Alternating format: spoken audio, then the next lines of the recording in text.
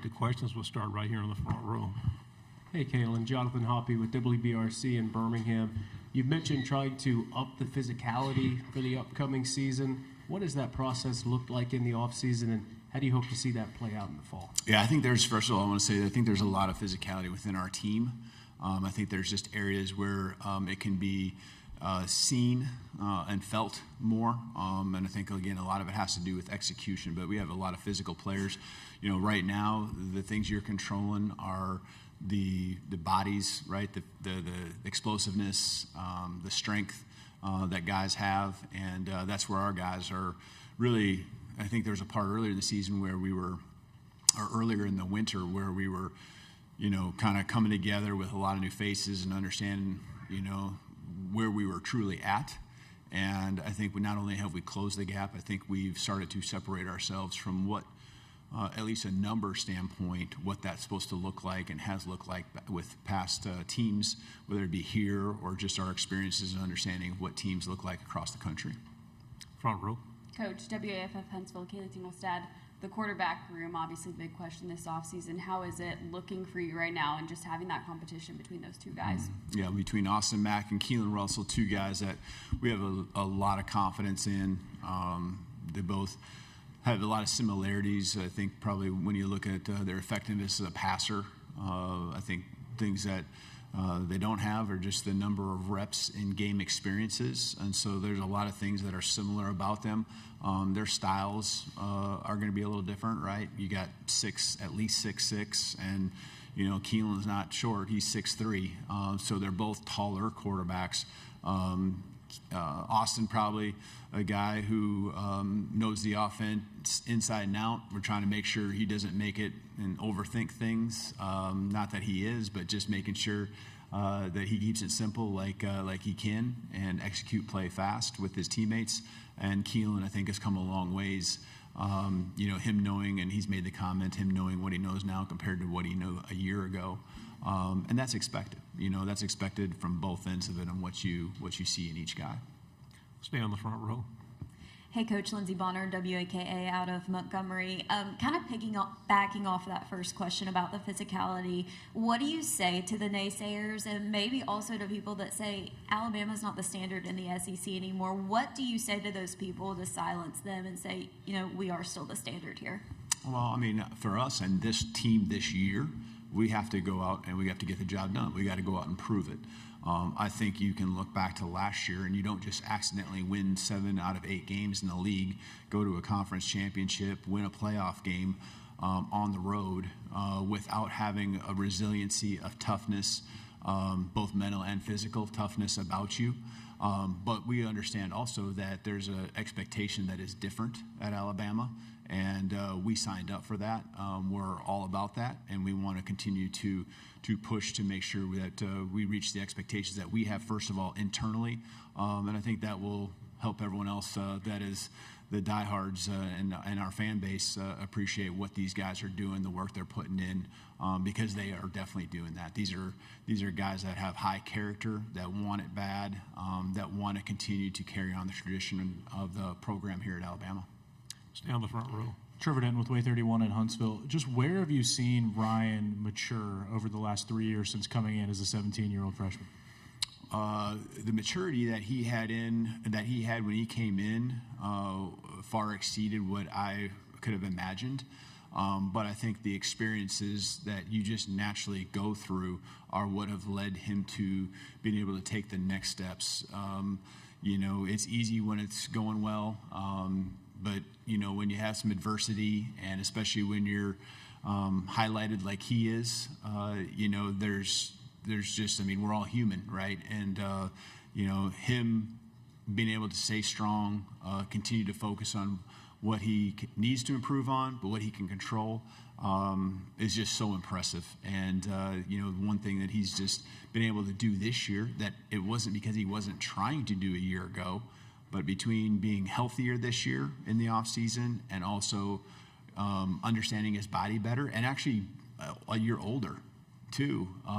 He's put on some weight, and I think that's helped, in a lot of different ways. I think helps with your confidence, helps with your your ability to move, your ability to. I think it's going to help with his ability out there in the field from a physicality standpoint too.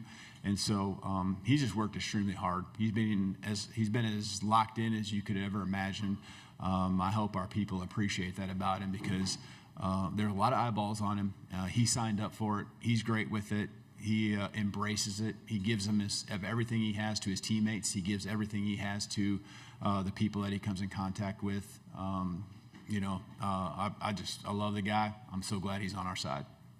Front row. Coach Whitman Clark of Tide 100.9. It's safe to say with the run game, it is one part offensive line, one part running back. Which half of the run game have you seen the most improvement out of throughout spring ball? I would say the most improvement. There's pieces to it. I think I would add in there the tight ends as well. I think can really change what your run game or can help add to the change of your run game. And guys, Caleb Edwards, Marshall Pritchett, Josh Ford, guys like that who are a year older. Caleb was just coming to us a year ago, and all of a sudden gets thrown on the football field and took some reps all season long. But Marshall understands things, and his physicality is greater.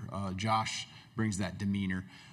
Getting back to your question, I would say, all of our running backs haven't had a chance to take those reps, mainly due to just injury status, and EJ in particular. But there are certainly things like Daniel Hill, just body transformation because he's been healthier this offseason.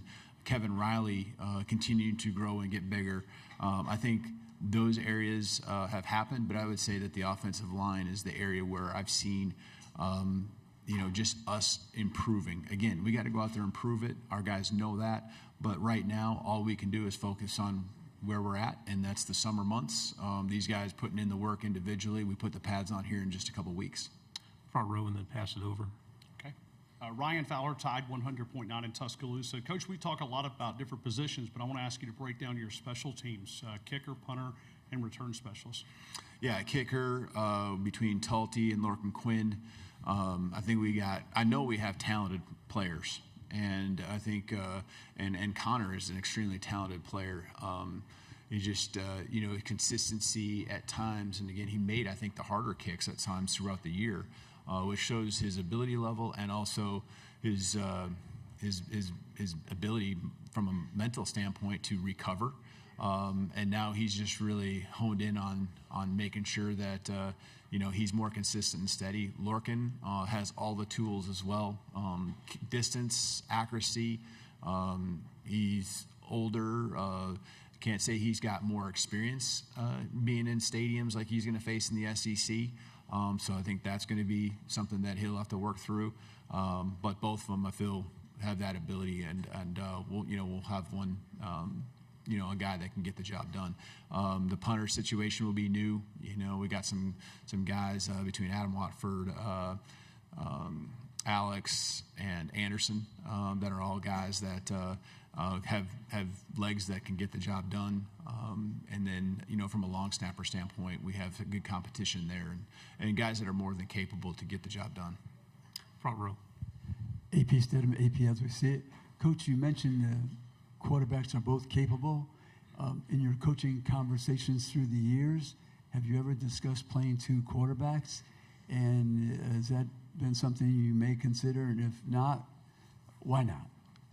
I can't say that we've intentionally gone in. You've had injuries. You've had times where guys maybe during a season have at some point, maybe 5 weeks in, just there comes a point where, another guy or change needs to happen.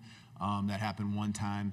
I think it's best done when you have one guy taking the snaps consistently. But I'm not gonna say that if we don't have a different way, that it was a failure and that it wasn't done and handled properly. I think we've done a great job. Doing what we can to track, to push, to evaluate, to teach at the same time, these guys. And so ideally, we want to have the same quarterback start to finish. I think you just, from a leadership standpoint, it's more comfortable that way. Guys know what to expect, both the quarterback and the guys around him. But we'll see. We'll see what happens as we go through both fall camp and the season. Fourth row on the left, then pass it over. Yeah, hey, Coach. Evan Kamiko, News 9, Oklahoma City. You mentioned earlier the college football playoff win in Norman. You faced Oklahoma twice last season. Just what makes figuring out a Brent Venables defense so tough? Yeah, Coach Venables, he's a mastermind. He does a great job, calling the defenses, and you can see what he's trying to do, but he still gets the job done. I think that's what's impressive, and he's got great players. He had great players last year, and I know he'll have great team this year as well. But players that can get the job done, doing the things that he wants them to do, I would consider them an attacking style defense. They can do it with the individual talent, but they can also do it with scheme. And I think it's probably a combination of both on why their success was what it was. But mindset, you can see it starts with him as far as how the defense operates from an aggressiveness, from a physicality standpoint. I thought the first time we played them last year, I thought we did a pretty good job countering them. I thought they did a good job of countering back in the second game we played. We found our ways to move the ball up and down the field as the game went along, but it was tougher early on because of the way Coach Venables, just in the schematic and the adjustments he made going from game 1 to game 2. Fourth row. Tyler Shaw with KBTX and Bryan College Station. I want to ask about 2 of your former players, Isaiah Horton, Wilkin Formby. What kind of players are they? What do they bring to a team? Mm-hmm. Yeah, first of all, I always like talking about the person and good guys that, appreciate everything they did for our program. I'm always going to wish them the best. Every situation is different. Guys coming into our program, guys leaving our program. As long as they've given everything they've had while they're with me, I'm always going to appreciate them. But I think just simple. Wilkins got 2 years, quality years of snaps under his belt. Versatility, probably play inside and outside.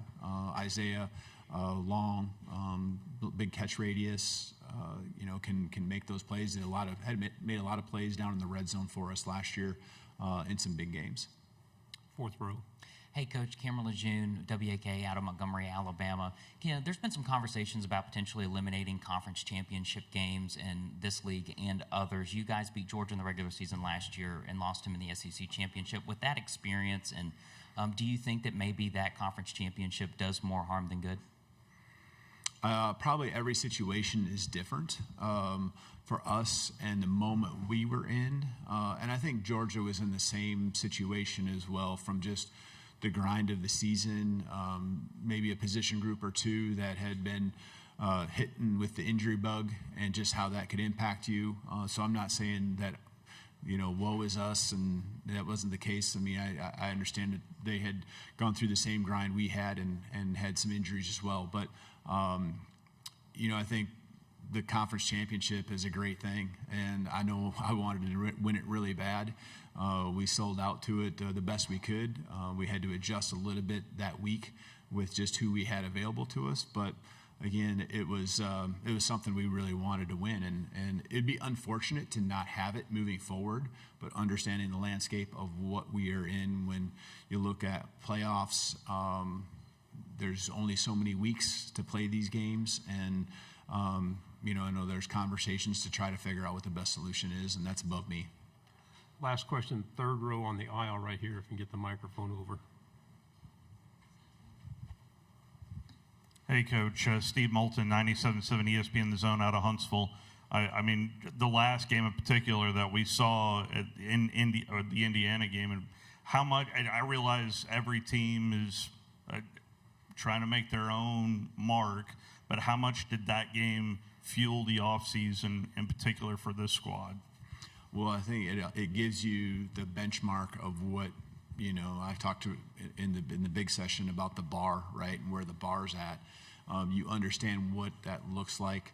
I think you can understand that as a coach, but until you've gone through that as a program together and seen it and faced it yourself, I think then it takes on another level of meaning. And so we've seen that. We understand. It is a motivating factor, but I think as much as anything, you know, these guys, we have high-level guys that are working extremely hard, so the motivation piece should be not taken for granted, but it better not be something we're having to coach. It needs to be something where we understand what we need to improve to be at that level to accomplish the goals that we have. And so, you know, as much as we're going to focus and it needs to be on us and what we have to improve, I'm also going to give credit to what Indiana was as a football team last year and how they got the job done, not just against us, but other teams that they faced throughout the regular season and the playoffs. Coach, thank you very much. Great job. Thank you.